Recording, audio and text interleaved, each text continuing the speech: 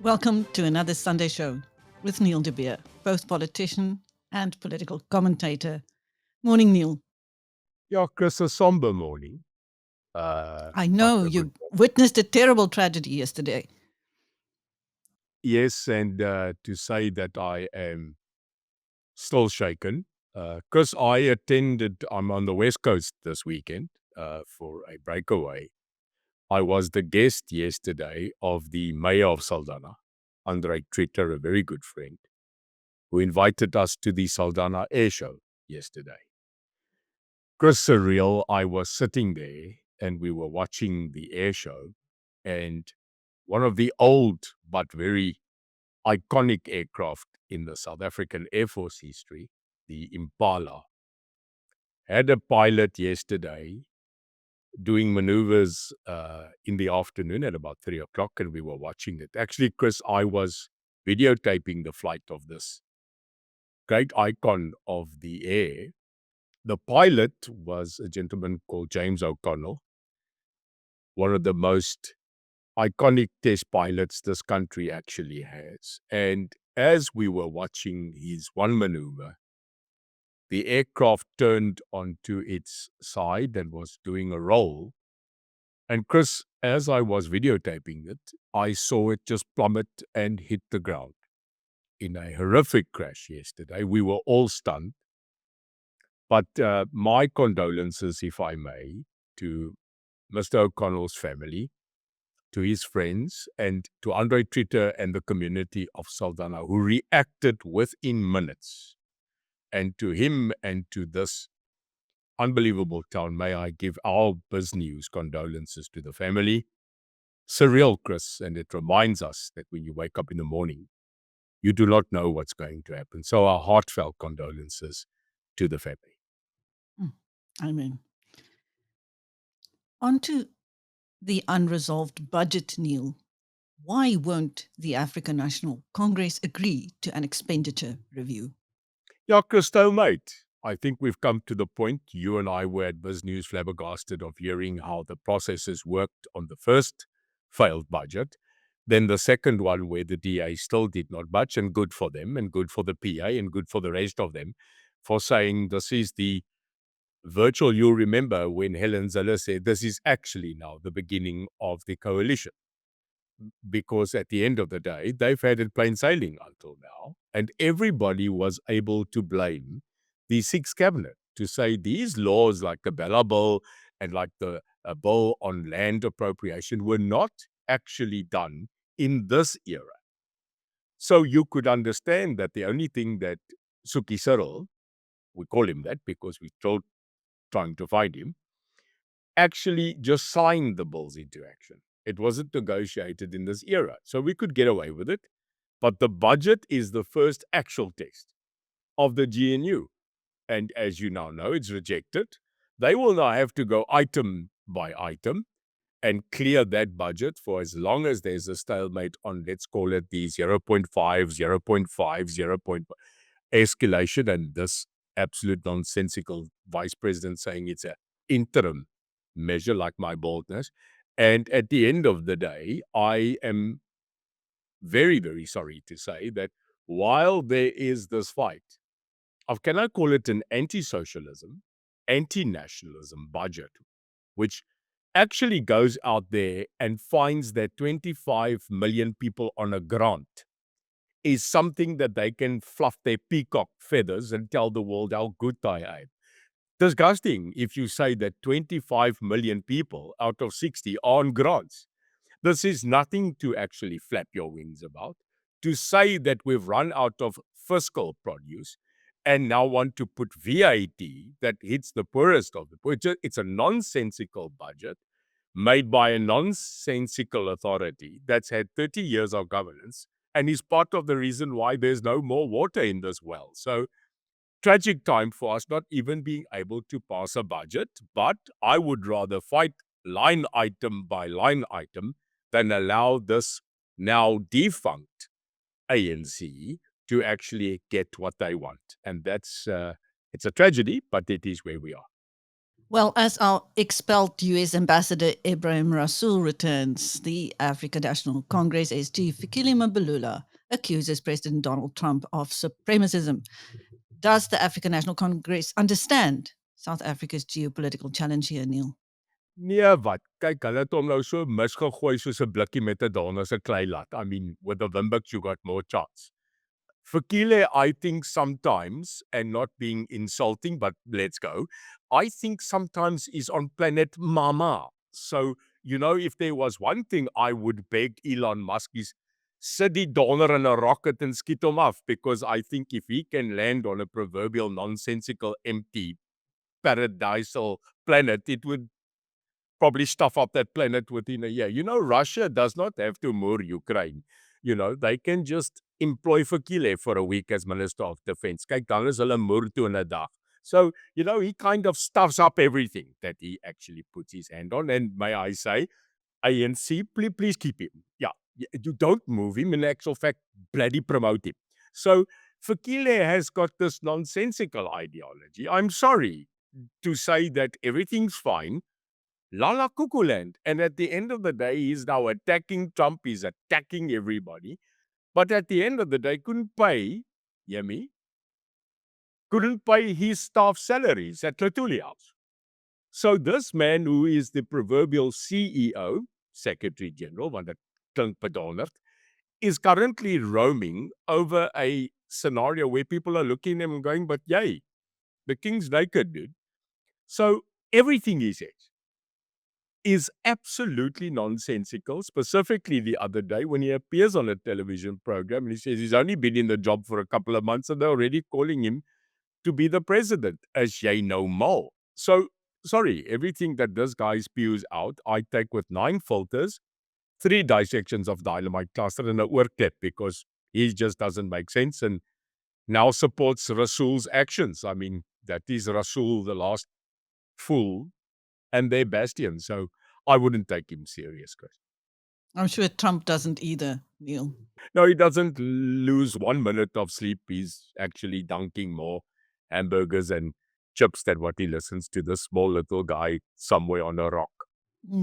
Okay, and another character, Johannesburg Mayor Dada Marrero, who is accused of employing or deploying influencers as praise singers to cover up for poor service delivery in the decaying city of Egoli. No, but Chris, what kind of medication? I mean, I want to ask him just one question. Is your mental health okay? I mean, is you all right? I mean, Chris, he walks around the city that's imploded and walks around and opens a school, goes to an academy, while his own president arrives in Egoli and says, yo, shocking. And then he sits down and says, no, we can fix this. So let me tell you the story behind the story, Chris. So President Ramaphosa, remember him, he arrives in Johannesburg, but everybody says, but your office is in Joburg. So I don't know which route he takes, or do they parachute him in like that absolute idiot of the Defense Force with his honorary parachute wings? And we're going to comment about that now.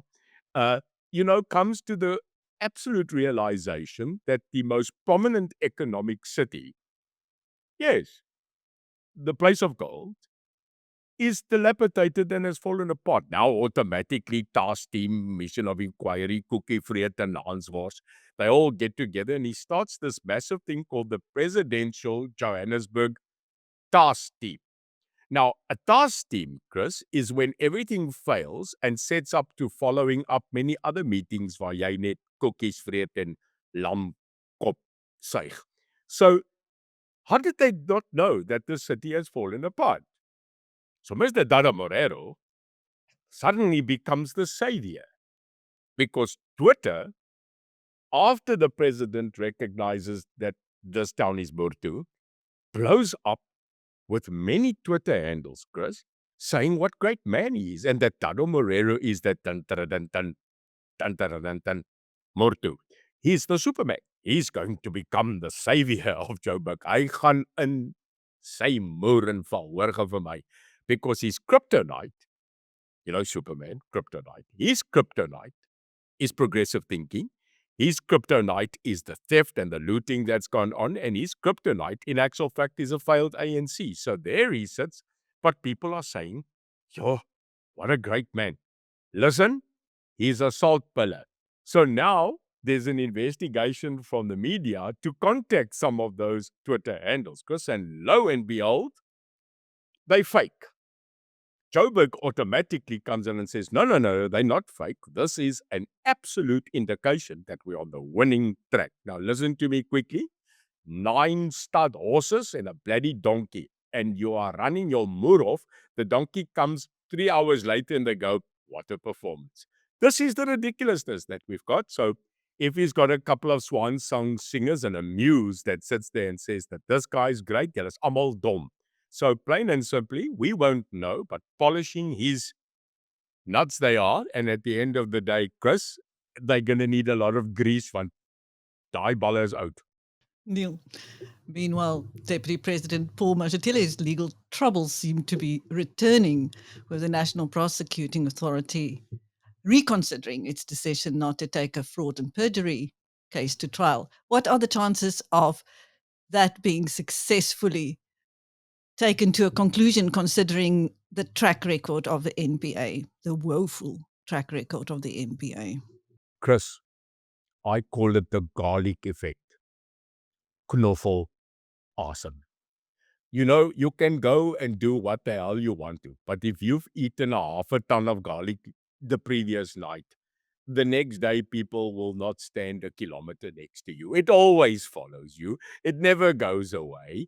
It absolutely stinks. And every time you go, you don't get it. It's in your blood. It's in your skin, garlic.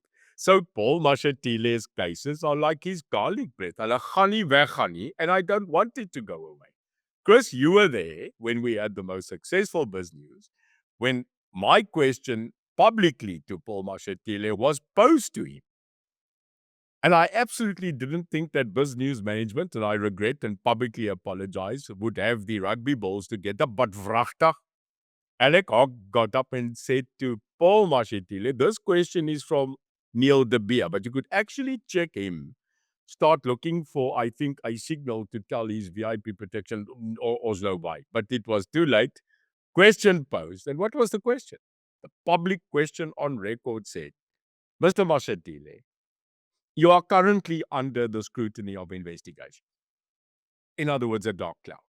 Will you subject yourself to a private inquiry, a commission of inquiry, or investigation publicly to clear your name so that at least the public can trust one of you? Chris, he looked at this question, he went to Malmesbury, then Beaufort West, the bietjie by Welkom gedraai to Bloemfontein, Mangoang, and then he came back. He answered that nothing. And the only thing he said is, but I gave myself to the scrutiny of the Parliamentary Ethics Committee. Now kyk, vir my, if Satan had to appear at the Parliamentary Ethics Committee, they would give this guy white wings. So this is the same ethics committee that had to moor Malema because he said kill the boer. And more than that, this is the same ethics committee that overshadowed the firearm and weapons scandal. This is the same ethics committee that minister after minister, Zondo after Zondo, has not persecuted anybody. Currently, by the way, as everybody knows, I've charged a member of parliament 6 weeks ago, Mr. Zandile Maka of the MK party, for saying that farm murders is a solution to the white people. I charged him criminally. What has happened, Chris? Nothing. Zero.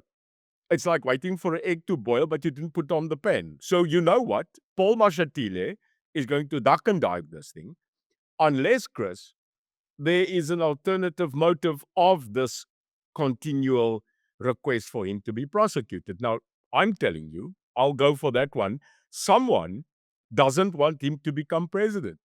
And in that line of politics, Chris, you know yourself, everybody is open target. So I think there's a little bit of both. I think there is the continual coming, and as you said, of the quite dull NPA performances, but we've spoken about that. And I'm sad to say that this is not just about him possibly being guilty, but a way to take him out of the running of the presidency. Now, you're being in the Saldanha Bay area, that was where former President Jacob Zuma's MKP had a big win in Middelpos, Neil. 44%. What an Chris, upset.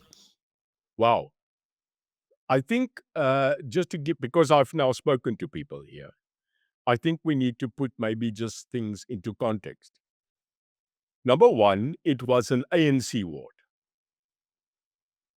So that ward was in the ANC's hands for yonks, years. I think what happened, as I understand it, that the candidate that stood on the ticket of MK was in actual fact very popular. They just put a sticker on, and he chose MK to be his party. So, one, it was ANC's lackadaisy attitude of arrogance. And number two, they chose the right candidate of the community to just put on that T-shirt. But what are the ramifications? Well, point one, you and I actually, as they say in Latin, et nausea, Toretos courts, have said, do not underestimate MK. MK is not going to wait for 2026. They're going to hit the by-elections and they're going to try and get in now, which they now did. But what is the shocker, Chris? The shocker to everybody, and a little bit to me, was we always thought that MK is a KZN, Natal, strength-based. And if they had to do by-elections, they would not survive outside, but hit their own turf. They're in the Western Cape. They've got one significant little dot now of a foothold in the Western Cape. An area, Chris, that has never been dominated by anybody else except the DA, and at the time, our favorite Mr. Rasool, when he was the premier, and Norma India Umfoketu was the mayor. So it's been that balance of power, but suddenly, new player on the block, and this is not going to be, in my humble opinion, the last one. They are going to strike before next year. And Chris, your remark is absolutely correct. Not by a small margin. They took this one convincingly. And that is the fear that we've got, is the continual growth of MK, and then later on the possibilities after 2027. Where would people go? So watch the space. Watch every by-election. They're coming. And that win coming despite the mayhem in the party, and despite the infighting. So I think it's very significant. I agree with you, Neil. Lastly, let's go to the South African National Defence Force, both the DRC and then the mystery of a disappearing insignia from the general's chest. I don't know, Chris. I get a little feeling, when you go down your spine and your spine ends. Daar's mos nou daai laaste virkie. Hy lê net daar. And that's where they say you get a feeling, when you get cold or hy begin daar. I don't know, Chris, do you think they look at our show? Do you think people are watching us? Because let me tell you, here's a surprise. So number one, we have vehemently been asking Tanny Angie, what are you going to do about the DRC, etc. It now seems, Chris, there is a planned withdrawal, that they are going to bring our sons and daughters home, and now they're planning it. I don't know how long, when, but there is an official statement that the actions of the joint task force that they've got there is going to withdraw. This is good news. Again, we have nothing to do there. So that's the one good news. But Chris, you will remember a couple of months ago, I was on a tirade to say that our chief of the defense force is wearing stolen valor. And I was upset because people of that special force grouping and the veterans were telling me the history of what he's wearing on his uniform. So apparently, when he wears the Special Force Operator's badge, that was given to him because he was the commanding officer for a while of the Special Force Regiment. So there is a law that allows him to get the honorary badge. He didn't deserve it, but okay, let's leave that. But Chris, the other one, was the one that was absolutely in dispute, and that is that he not only got a honorary Special Force Operator's badge, and now, by the way, if you look at it, it's class gold, which means after 10 years of being an operator, you escalate from the silver badge to the gold badge. And Isoma got that now as well. I don't know if he did that in the garage. But anyway, this man got a honorary parabat wing because his friend was apparently, allegedly, the commanding officer of 44 parachute battalion. So he got honorary wings. So not that he just get honorary operator status, maar hy het nou sommer 'n valskerm wing. And you will remember I said to him, I might not be able to moor out of an airplane, but I will pay for a tandem jump with you out of a Cessna so that we can see if you can jump. So that hit the news. It went all over. Chris Steyn, 2 weeks ago, he has to be at a ceremony. And lo and behold, I sent you the pictures, Chris. The wings are gone. The parabat wings They are not on his flew. chest anymore. He Yeah, must have they- flown off his uniform. But just to check that I'm not going a little bit nuts, because, there is that rumor that that is illegally. I went and checked for the past 3 weeks, every photo op I could see of him, and bless the soul, on not one of those recent pictures does he wear the honorary parabat wing. And I want to say, well done, because I think the idea of clinging myself chest to chest with him, mooring out of a Cessna, was too hard to bear. So I think you and I should claim that we are reclaiming a little bit of honor on behalf of those people in the country that are part of a elite group that deserved those badges and insignia. So for them, I think you can send us a well done. Thank you. That was Neil de Beer, the president of the United Independent Movement, on the Sunday Show with BizNews, and I am Chris Steyn. Thank you, Neil. Blessings to everybody, Chris, and see you soon.